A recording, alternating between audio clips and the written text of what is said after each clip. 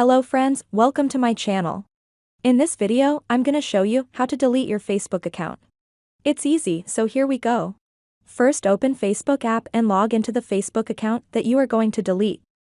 And then here at home, click the 3 lines button at the upper right corner. Scroll down and find Settings and Privacy. Click on it. Select Settings. Now here, go to Personnel and Account Information. Select Account Ownership and Control. Choose the activation and deletion. Select Delete Account. And click on Continue to Account Deletion. Select a reason why you want to delete your Facebook account.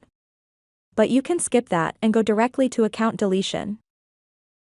These are the reminders before the deletion. Take time to read all of this before deleting your Facebook account. After reading, scroll down to the bottom and click on Delete Account. Enter your Facebook password. And once done, click on Continue to delete your Facebook account permanently.